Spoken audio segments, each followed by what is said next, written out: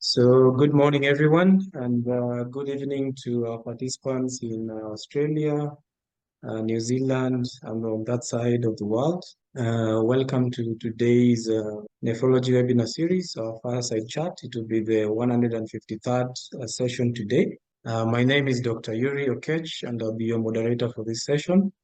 So today we'll be kicking off our nutritional webinar series. So this will be the first one, the first kickoff. And we'll be delving into a topic on dietary approaches to lower blood pressure.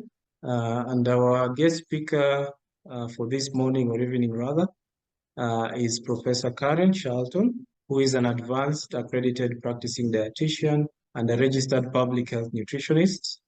Professor Karen conducts food-based clinical trials to identify the role of nutrients, foods, and dietary patterns on health outcomes. She will present on her research conducted in South Africa that led to a mandatory salt reduction targets and the evaluation of that policy. She will also address other aspects of diet that affect blood pressure, which is a major risk factor for kidney disease, hypertension, and cardiovascular disease.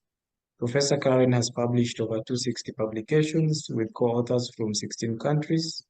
She holds an Australian Research Council Future Fellowship to investigate strategies to create a more sustainable, equitable, and healthy food systems. So welcome, Professor Karen, and looking forward to an enlightening talk this morning. Thank you. Over to you. Yeah, thank you very much for that introduction, and it's a great pleasure to be able to speak to you today from Australia. Good morning to all of you. It's good evening from me. It's evening on this side of the world, and it gives me great pleasure to be able to talk to you about a whole sort of 15 years, I guess, a bit longer, of research I've been doing around diet and blood pressure. So at the moment, I am based in Australia, and I thought it would be a good idea just to show you exactly where I am in the world. So for those of you that are not familiar with the geography of Australia, you might have heard of Sydney. We're based in Wollongong, which is about 80 kilometers south of Sydney. So we're on the southeast side of the continent of Australia.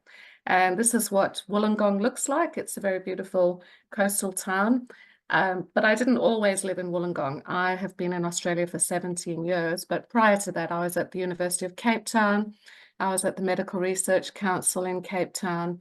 And I did actually grow up in Botswana for most of my young years, and also Zambia, and went to school in South Africa. So I do consider myself still an African. Some of the work I'll show you today has been funded by Bloomberg Philanthropies Foundation, and also LINKS, which is a collaborative effort of WHO and other philanthropies as well. So that's a disclosure I have. Okay, this is a really busy slide, but I just wanted to point out to you why blood pressure is such a problem in most of sub-Saharan Africa. So this is data from a pooled analysis of 19 million participants. This was published in The Lancet a couple of years ago, and it's broken down according to different regions. So the top part of this graph is men, and you can see over, well, since 1975, there has been a reduction in the prevalence of people with high blood pressure. This is a global reduction in terms of age standardized prevalence. The graphs at the bottom here are for women, and again you see this very marked reduction in the prevalence of raised blood pressure. But this is not the case for all parts of the world, and if you just focus in on this little graph here, you can see that sub-Saharan Africa has not had the same trends as in places like the Asia Pacific region, for example, or even Europe, parts of Europe, and high-income Western countries. So sub-Saharan Africa, raised blood pressure has continued to increase over the last 40 or so years. And now Africa is considered to be the place with the highest blood pressure in the world. So blood pressure is a huge public health issue in most countries, if not all countries, in sub-Saharan Africa. So that's just placing a little bit of context why it's important to think about strategies to reduce blood pressure. This is data from the global, I'm just going to move my bar over here so I can see what I'm talking about. This is data from the Global Burden of Disease study published in The Lancet a number of years ago. And what this study has done, it's had a look at different contributions to deaths. And here we have mortality rate attributable to different parts of the diet. And here we have number of deaths. And what is really striking here is that you can see that for cardiovascular disease, which is this dark red, really diets high in sodium are the major contributor in terms of all dietary aspects. On this side of the graph, it's a bit difficult to see, but this is just looking at high, middle income and high income and middle income. And across all regions of the world, the same trend is seen. So it's really important to think about how diets that are high in sodium can be altered. Sorry, I'm just trying to move on. And if we think about ballooning costs of health impacts about different food systems, this kind of funny little round diagram here is showing losses in life due to non-communicable diseases. And it's probably difficult to see, but this is for low and middle income countries, and unhealthy dietary patterns are accounting for by far the majority of costs of health impacts in terms of unhealthy diets. So I'm guessing that most of you are pretty much aware of this figure that's come from the World Health Organization. And these were voluntary global NCD targets that were set for 2025, which is actually next year. So we're almost there. And at the time, the target was to try and reduce premature mortality from non-communicable diseases by 25%. This is on a global basis. And some of these best buys are indicated by these little round or oval shapes here. And you can see salt reduction. And the global target was to try and reduce population level salt reduction by 30% and to also reduce blood pressure, raise blood pressure by 25%. So I'm going to be talking about dietary patterns, as well as then going to individual nutrients a little bit later on. I've mentioned sodium, but I'm also going to be talking a little bit about potassium. So it's important to identify what do I mean by dietary patterns. So dietary patterns are really the quantities, proportions, variety, combinations of different foods and drinks and nutrients in diets. And there is a picture here of the Mediterranean diet, which is the most studied dietary pattern in the world. And you can see it includes a range of different foods that characterize that particular type of diet. The other dietary pattern I'm showing here is one that has been promoted as being the most sustainable way to eat. So this is called the Planetary Health Plate. And what is indicated here, this is also called the Eat Lancet diet. And this has created a lot of controversy because in order to eat a healthy and sustainable diet, it's suggested that animal proteins are really massively reduced compared to consumption at the moment, and that these are replaced by plant proteins, but also, of course, by the majority of fruits and vegetables. So this is just trying to set the scene for what I mean by dietary patterns.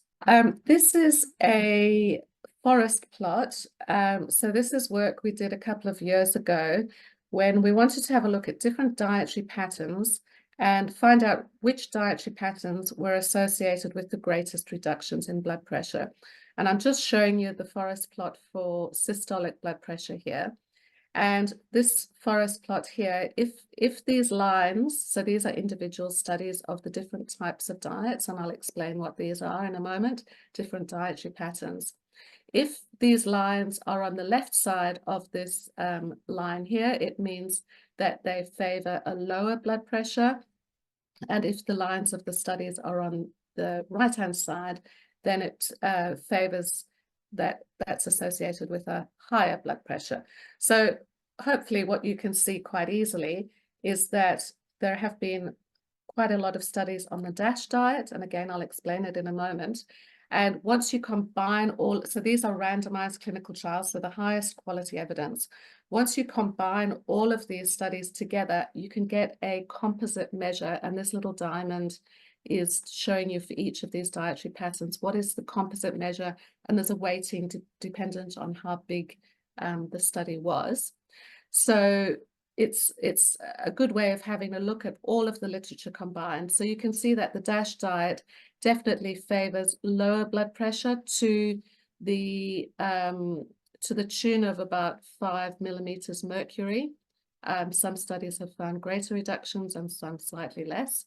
The Mediterranean diet, there are less studies available, but again, this favors lower blood pressure.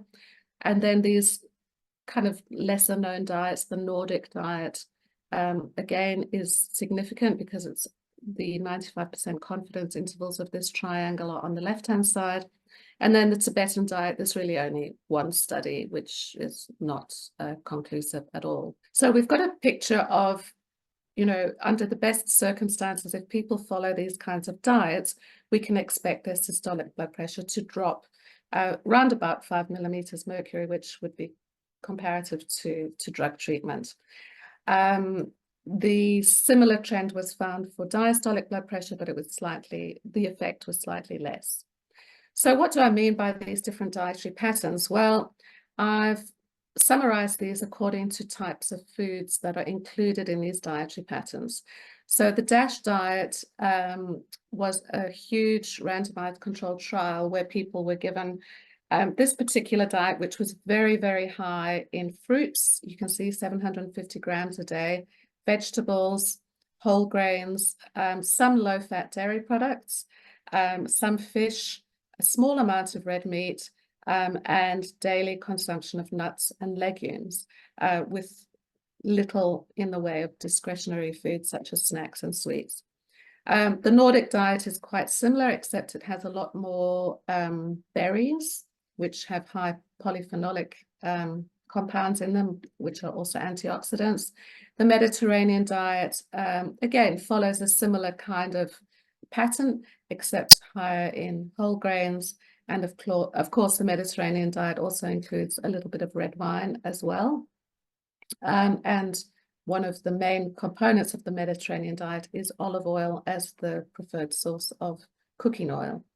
And then, of course, when we think about the Western diet, which is essentially the control diet of what most people in most countries now eat, you can see that, these are the control diets against which these diets are compared. So that gives you a little bit of a clue about what are the healthiest diets for blood pressure.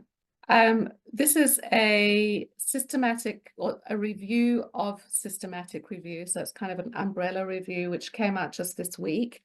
And this is actually looking at cardiovascular effects. So which dietary strategies have the best cardiovascular effects? And this group looked at 6 components, 1, 2, 3, 4, 5, 6. Energy deficits. So we know that increased body weight is probably the highest risk factor for increased blood pressure. They looked at the Mediterranean diet. So these are all studies that have been published in systematic reviews. They looked at studies where sodium reduction has occurred, but also studies where sodium in table salt has been replaced with salt substitutes that are higher in potassium. And I'll talk a little bit more about that later. And then, of course, the DASH diet and also alcohol reduction and fish oil consumption or fish consumption. This is a bit of a busy slide, but here they're looking at outcomes in terms of blood pressure, systolic blood pressure, cardiovascular disease mortality, all-cause mortality, and then endpoints, so cardiovascular disease events. And I just want us to focus here on the blood pressure component. The colors are the quality of the evidence. that depends on how well designed these studies are. And again, it's a similar kind of thing for the forest plot. You can see just by looking, cardiovascular disease events were reduced with diets that looked at energy deficit, Mediterranean diet. Sodium reduction is interesting because it's kind of straddling non-significance, but for that's for cardiovascular disease events in people with high blood pressure to start. But when you have a look at systolic blood pressure as an indicator, not cardiovascular disease as an endpoint, you can see that that is a significant difference of 4.1 millimeters mercury. Not so much for normotensive, although there is a trend for that to be almost significant. So I'm just going to skip this, but I just wanted to set the scene for dietary patterns as a whole. So in the best circumstances, we know that for reduced blood pressure, if people are overweight, it's good to lose weight through an energy deficient diet. The Mediterranean diet is a very good kind of diet, and sodium reduction, especially in people with high blood pressure. But the problem is that people don't eat those kinds of diets. This is data that has been taken again from the Global Burden of Disease study that was published in The Lancet. And this is looking at, it was in 2017, all of the dietary intake from different countries around the world were pooled, and estimates were provided of what average intakes were and how these compare with what is considered to be the optimal intake for health. And what you can see is for fruits, so this gray at the top is the average for all global countries combined. And then you can look at each of the different regions. And if of interest to you will be sub-Saharan Africa, and that's divided according to Central, Eastern, Southern, and Western. And there are very few places in the world. In fact, there are no places in the world where fruit intake meets the optimal intake. The average is around about 100 grams per day. And you can remember some of those diets were even up to 750 grams of fruits per day, like the DASH diet. When you have a look at vegetables, some parts of the world, such as Central Asia, are meeting the optimal, but again, not many parts of the world, and especially not in the African region. Africa does pretty well in terms of legumes, especially in Eastern Africa and Western Africa. That's, beans, peas, lentils, that kind of thing. When we look at whole grains, again, nowhere in the world are we meeting what is considered to be the recommended optimal intake. And nuts and seeds as well fall far below what is recommended. So people are not consuming these diets, which we know are good for blood pressure and good for overall health. Going the wrong way, sorry. So that's dietary patterns. Now I'm going to focus for some of the talk on salt reduction. So I'm pretty sure you know that a high salt intake is associated with high blood pressure. And this is a summary of salt reduction strategies that have been or are conducted around the world. And in each case, there are two dots. The first one is in 2014, there was a summary analysis done around the world. And then this was repeated by the same group in 2019. So what you can see is that in 2014, about 75 countries had a salt reduction strategy. This increased to 96 in 2019. Some of these are legislative approaches, either a single legislation such as, maximum salt allowed in processed foods, for example, and some have multi-legislative approaches, but these are quite few.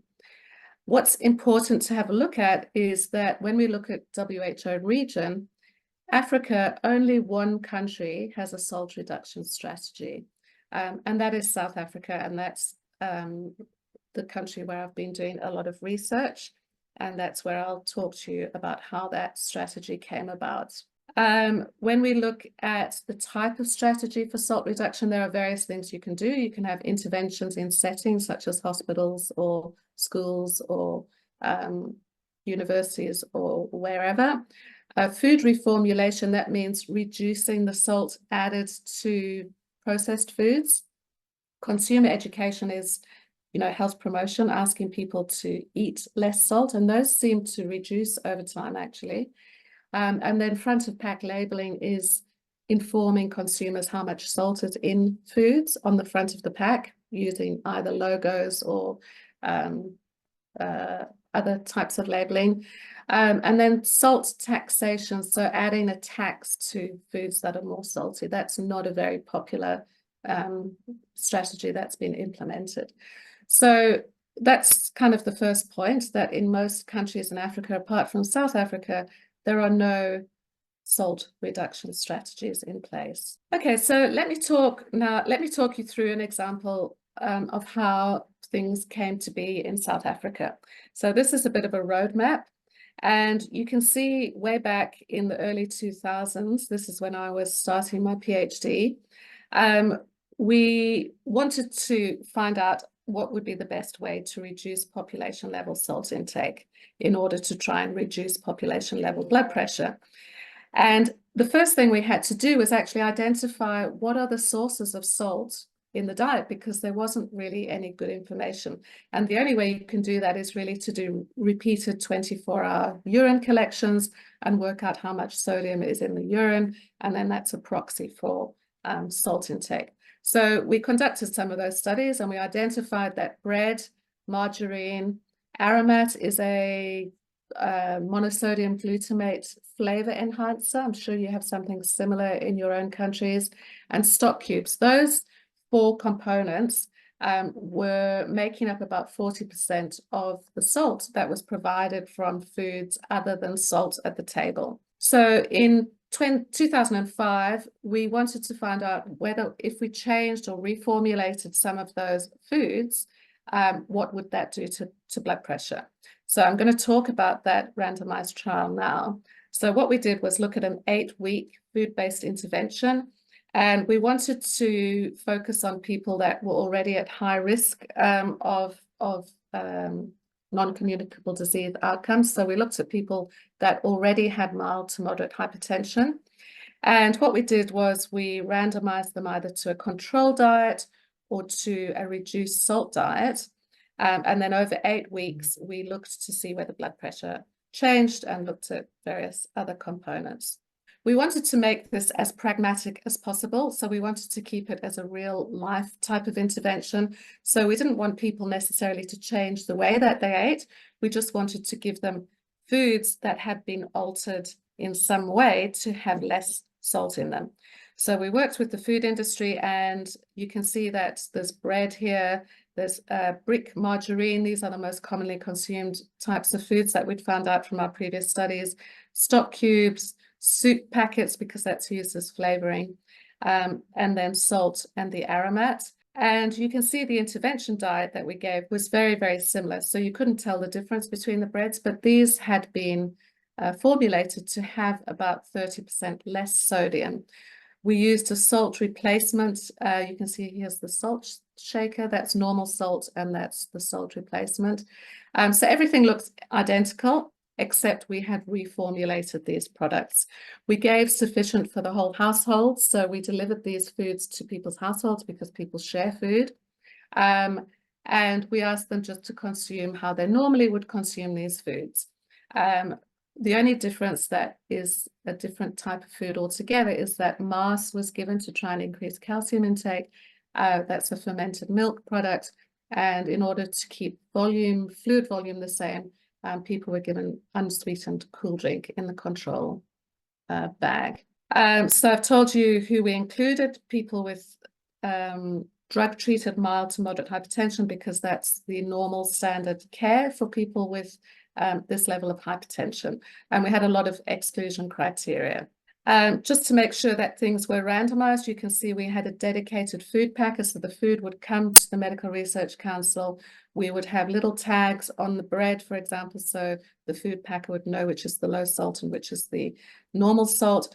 And then the bags would be packed with tags, and then the driver would not know which group the participant was in, and he would drop these bags off at people's houses. So what did we find? Over 8 weeks, we found that the control group kind of remained the same. This is just systolic blood pressure, and here we've got diastolic blood pressure, whereas the intervention group dropped both systolic and diastolic blood pressure by over 6 millimeters mercury for systolic, and about 0.6 millimeters mercury, which was not significant for the diastolic blood pressure. So we were pretty impressed by this. This was, this is just by food reformulation, nothing else. We didn't intervene in any other way. We asked people what they liked and didn't like. They did not like the salt replacement. You can see that the people in the low salt group said they disliked it compared to usual salt.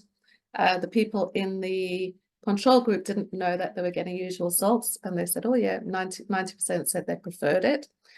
The bread was well accepted. The margarine was not well accepted. The low salt group did not like the low salt margarine. And the aromat, people didn't detect any difference. So what we were able to show was by food reformulation, first of all, we could actually achieve these reductions. So for example, in bread, it was a 32% reduction. There was no problem with taste or breadcrumb or anything like that.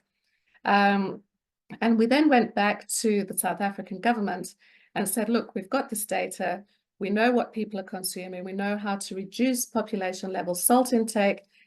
If you just focus on these 4 foods and mandate that food producers have to abide by those maximum levels in those foods, you can get these great reductions in blood pressure, even in people that already have hypertension, that are already on drug treatment.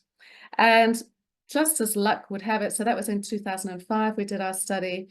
In 2011, the then Minister of Health heard about this data, and almost overnight at an NCD summit, he committed to regulating the food industry. It took a number of years then to get this legislation drafted, but then finally in 2013, the legislation came out and said, right, by 2016, we're having the first phase of sodium reduction in not just 4 processed foods, but a whole range, 13 different processed foods.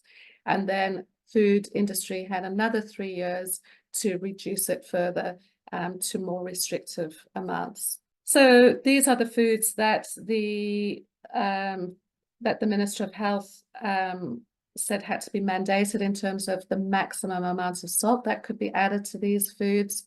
And it was predicted that by doing this, there would be an overall reduction of almost 1 gram of salt per day, 0.85 grams of salt per day. And then there was some modeling done to say how much that might reduce annual CVD deaths and how much reduction in healthcare costs that would lead to. But of course, the question is, would it work? Would the food industry comply? How is this all going to go? So we've done some analysis in terms of evaluating this salt reduction program. And this has been published in this report, in this journal here. And we looked at, we worked with the World Health Organization's SAGE study, which is a longitudinal study in 6 different low middle income countries, and South Africa and Ghana are the two African countries involved. And we collected information, urinary sodium excretion in wave 2 and wave 3 of this study. And I'll just show you quickly that salt reduction actually, or salt intake in these groups between wave 2 and wave 3 reduced by more than had been predicted. So it reduced by 1.1 grams of salt per day. That was between 2015, which was just before the first phase came in, and then 2018-19 when the second stricter phase was coming in. And you can see that this happened across males and females. So this is wave 2, this is wave 3. You can see that it was significant for both people with and without hypertension for males and females, and also for urban and rural males and females. So the only group that was kind of borderline were the 50+ male group. There was still a reduction, but it was just borderline significance. So we were pretty convinced that this strategy works. At the same time, there was another study that followed the same people from 2013 to 2016.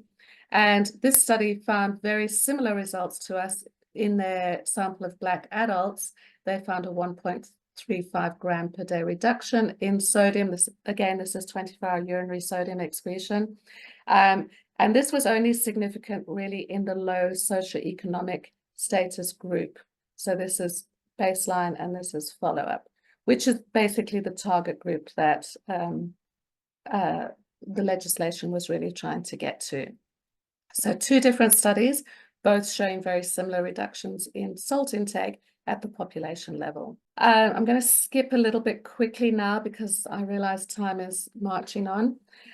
We've since gone back to South Africa to see, you know, there is this legislation in place, but there isn't really a stick for food industry that's not complying with it. So we went back to South Africa and we actually sampled 8 of the food categories. We collected food samples. We analyzed these in the laboratory to see whether the information on the packaging was actually the same salt intake that was in the actual food. I'll just skip over this because I don't think it's important. What this is showing you is when you have a look at the salt, the labeling on the back of the food package, you can see that some food categories were on target, but you can see that there's one particular category that was not, and that was the some of the meat products. But essentially most, in terms of the labeling, seem to be on target. When we actually compared the labeling panel with the analyzed values, again, these were very similar.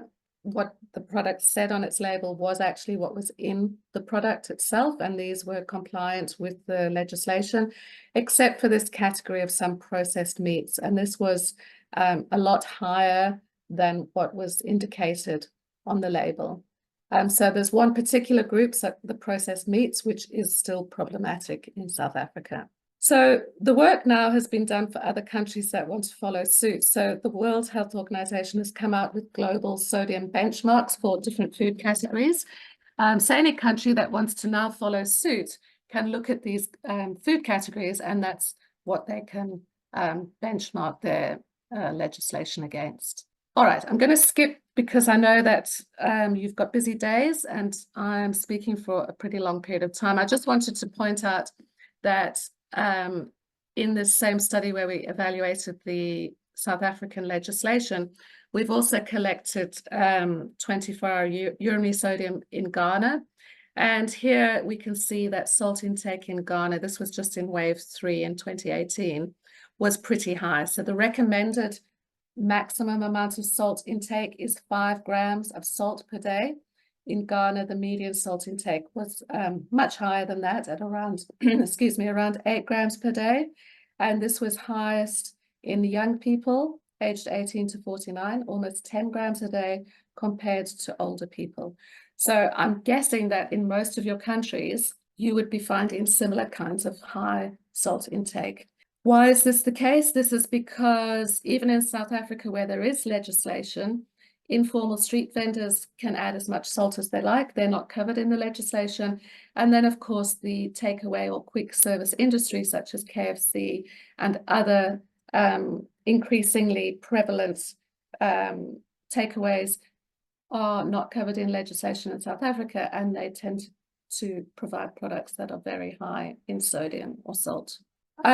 We've also looked at the ratio between sodium and potassium, and this was, again, another systematic literature review, and these are just studies that looked at the ratio of urinary sodium to potassium, because we know potassium intake is protective against high blood pressure, and sodium increases high blood pressure. And when you have a look at this ratio, you can see that for studies where there was a lower compared to higher sodium to potassium ratio, overall, this lowered blood pressure, again, around about 4.38 millimeters mercury. That's the summary measure for systolic, and about 2.6 millimeters mercury for diastolic. So it's important not just to look at sodium intake, but to look at this ratio of sodium to potassium. I'm going to skip over this because we summarized a lot of studies from around the world. Again, only one from Africa, to try and work out what is the actual sodium to potassium ratio in the urine. And in China, it's really, really high, around about 7. In South Africa, it was around about 3. So again, I'm not sure in your respective countries where you would be sitting with sodium to potassium ratio. We need more studies to look and identify what is the optimal urinary sodium to potassium ratio in populations that have varying cuisines and that have very different dietary patterns. And that's particularly the case in African countries. I wanted to touch very quickly on this particular study because you may have heard about this. It's had a lot of coverage in the press and in scientific journals. So this was a study where regular salt was replaced with a higher potassium enriched salt substitute. This was conducted in China, and the unit of randomization was villages. So it was a very, very large study, including over 10,000 people in each of the arms. And they followed people for an average of about 4.5 years. And they were looking at endpoints such as stroke, major cardiovascular events, death from any cause, and of course, whether this potassium-enriched salt substitute would lead to hyperkalemia. And what they showed quite categorically was there was a significant reduction in stroke, a significant reduction in adverse cardiovascular events with this salt substitute, and of course, death also from any cause. And quite surprisingly, the prevalence of hyperkalemia was not different between the groups. The salt substitute that they used was one that was not too high in potassium. It was about 25% potassium chloride compared to 75% sodium chloride. That's just showing the same results in a graphical form. So this is looking at, can't see what that is. I've got this bar on the top of stroke, and then showing no difference between the two groups in terms of hyperkalemia. So the authors concluded that it would be safe to roll this out on a large scale. However, I would be cautioning against that at this point because there is a bit of evidence that potassium handling may differ between various populations, and people that have kidney disease or are at high risk of kidney disease, this may cause problems. So that was a huge study done in China, but this has not been replicated in other countries. But I did want to point it out.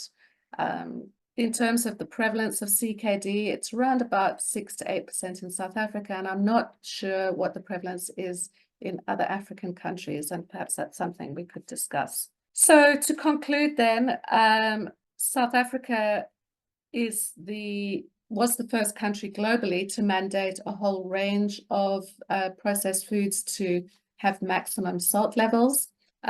We've shown that the industry, even though they were quite against these targets in the first place, and they did come out with all sorts of excuses that it couldn't be done, but we had shown in our studies early in the 2000s that it could be done, and they have been pretty compliant. We have seen a shift in salt intake at a population level. In terms of any implementation of such a policy, there needs to be monitoring and evaluation, and unfortunately that's not actually happening in South Africa. No government department has taken responsibility of that. NCD strategies need to include salt reduction as a best buy for prevention of high blood pressure. And I think I will end there because I'm hoping there may be some questions. So I'm hoping we might have time for some questions. Yes, thank you, Professor Karen. That was quite an enlightening talk. I think it was interesting to see all the different types of diets from Mediterranean, Nordic diets, Tibetan diets, and on the effect on lowering blood pressure. I think it's also good to look at to see the studies that you have done, which have helped to inform policy and also helped in terms of legislation, in terms of salt reduction in our diets. I think that is quite good and quite encouraging, even to our nutritionists who I know are listening. And it encourages us to do more research on this, which can also help us to inform policy. So at this point, I would just like to open the floor to any questions, any additions or any comments. Feel free to post your questions on the chat box. And for the panelists, you can unmute and probably ask your questions live. I think Professor Bima has raised his hand. Professor Bima, you can unmute and ask. Thank you, Yuri. And thank you very much, Dr. Charlton, for that very enlightening talk. It was really wonderful and good. I'm a pediatrician, so I'm going to ask a question with pediatric perspective. We did a study a little while ago, about say 6 years ago, and it was part of the World Kidney Day thing, where we went to schools, and these were not what do you call it, private schools in South Africa, but public schools mainly. And we did a study looking at the prevalence of hypertension in grade 12, that is matriculants. So the average age was 17 point something. And to our surprise, I mean, I thought the statistician made a mistake when she did the calculation. Normally, you know, you get the prevalence coming out of about 2 to 3%. We had a 14%, 14.8% prevalence of hypertension in this baby. And largely, it was mainly because, and we didn't do this, I sent it to Professor Adams, but she hasn't published it yet. The food intake is exactly what you said. I mean, these kids are eating a lot of processed foods, which is very high in salt, and a lot of, what do you call it, sweets. And if you look at what the diet is for lunch, it is mainly burgers, KFC, and mainly sweets and cool drinks. So I agree with you that there has to be some regulation in place that has to monitor this, and especially for these fast foods, etc., to try and reduce the amount of salt intake, because that can, and the incidence of overweight, not necessarily obesity, but overweight, correlated very closely with the prevalence of primary hypertension. And so this is something very, very unusual that we found. And Professor Myers, who's late now from WITS, did a similar study in Charlton region, and he got similar prevalence. So, you know, it looks like the incidence of primary hypertension in children and adolescents, particularly 6 years above, is definitely on the rise, and largely due to the presence of obesity, overweight, and yeah, and that is absolutely a massive problem, because we know that once adolescents become overweight, it's very difficult for them to change their weight status as they go into early adulthood, especially for the women, for the girls. So, you know, it's almost like a tsunami, if you like, a tidal wave is just waiting, you know, for the next generation to be coming through. And I think, you know, proximity of schools to fast food outlets, also, I know the practice of selling crisps and unhealthy snacks through the fence in South Africa to school kids is very highly prevalent. I'm not sure about other parts of Africa. So absolutely, it would be wonderful to do comparative studies of adolescents across different countries, and maybe that's something your group might want to be thinking about in terms of, you know, dietary intake and what can be done to reduce that in young people. yeah, Thank you for your comment. It was very good, because if you look at these kids, and I took out a few pictures, they have the school, there's coats. On one pocket they have two packet of crisp and chocolates, in the other one is Coke. And it's really bad. You know? So, it's difficult, yeah, it's very difficult. And I mean, the problem is that salt is palatable. So people like the taste of salt, and especially if you've been exposed to salt at a young age, you develop a greater liking for it. If your salt intake is lower as you get older, or when you're a toddler, then you're being exposed to solid foods, then you don't have such a high threshold for salt. So unfortunately, if young children are given, lots of salty kind of processed foods, they develop that liking for salt, which is quite difficult to shift. Yes, yes. So in the chat box, there's a question from Dr. Arif, I believe he's from Tanzania. Question is, have you looked into the usage of more natural salt? Example is the Himalayan salt or rock salt against more industrialized processed salt. It's a marketing thing. So it's pure marketing. Salt is salt, whether it's pink Himalayan salt, whether it's, sea salt, whether salt is salt, it's sodium chloride. So there is no difference. And in, I think, all African countries, salt is iodized. So I know that in Australia, Himalayan salt is more expensive and it doesn't contain iodine because we don't have an iodization program. So you'll also have to be looking at, whether salt is iodized, because that's where iodine comes from. So in short, salt is salt, whether it's Himalayan or wherever it's come from, it's still sodium chloride.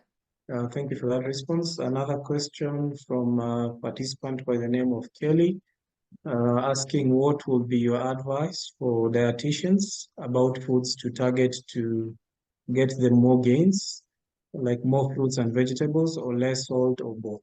Oh, that's a good question. And in fact, that's something that the DASH diet group, they did their DASH diet, and then people said, oh, maybe it's just the sodium.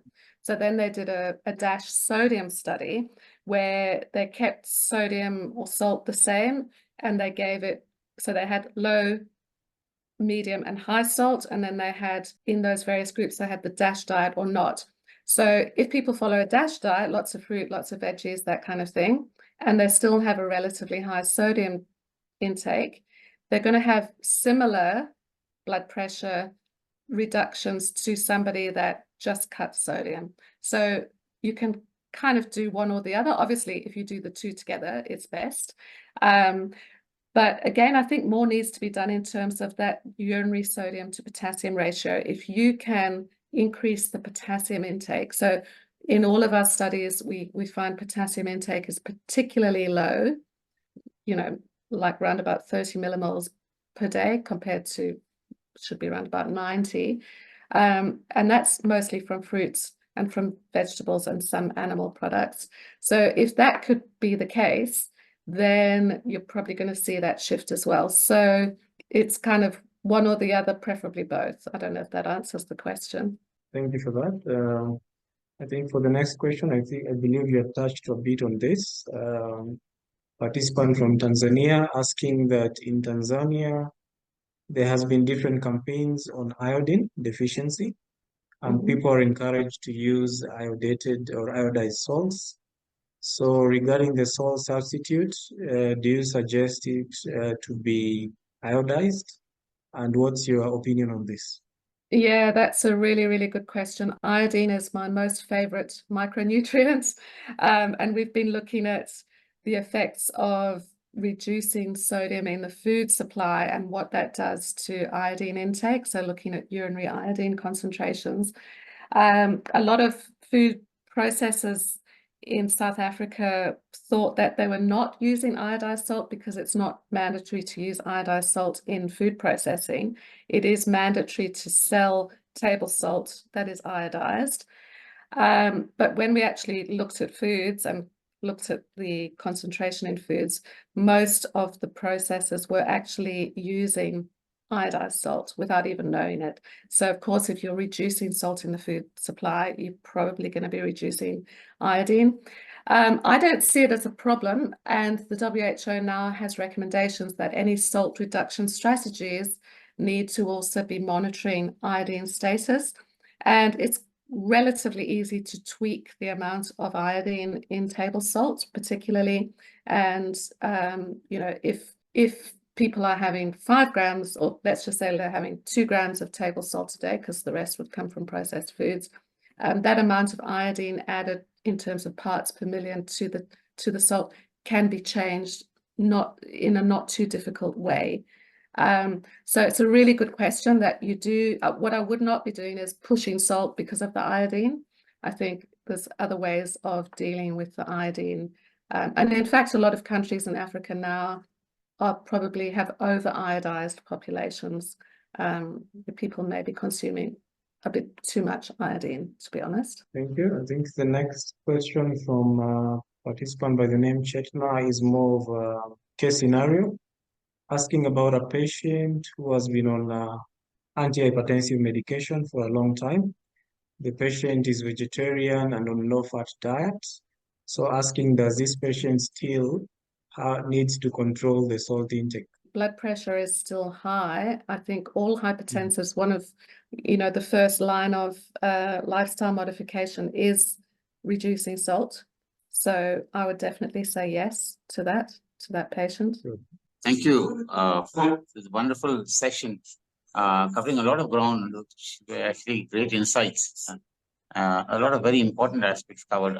How can more countries be coaxed to lay down legislation and implement the same? But I think that will have a lot of impact over time.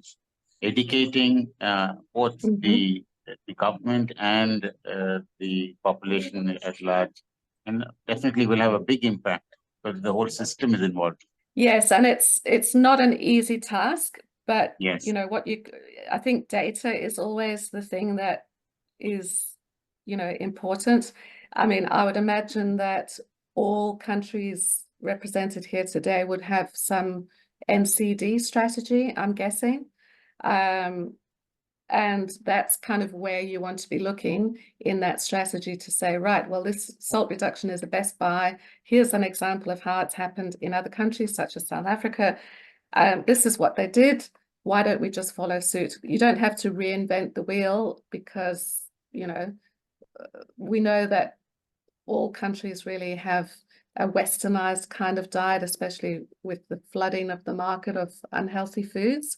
So it's really to try and make a noise about it and show, is blood pressure increasing? If it is, then, what about the cost? Get some economists on board, health economists, to do some modeling, like they did in South Africa with our data. If we reduce by this is how much we can save in terms of cardiovascular events, hospitalization, and so on, because politicians want to know about reduction in cost of health services, essentially. But again, you just have to be a little bit fortuitous as well and have a minister that has this in their sights. And hopefully, I mean, it's a pretty sad situation that only one country on the whole continent of Africa is kind of looking at salt in a serious way, when we know that the salt intake of populations is almost double what the WHO are recommending. I mean, I showed you that data in Ghana. It's like 8-9 grams of salt per day.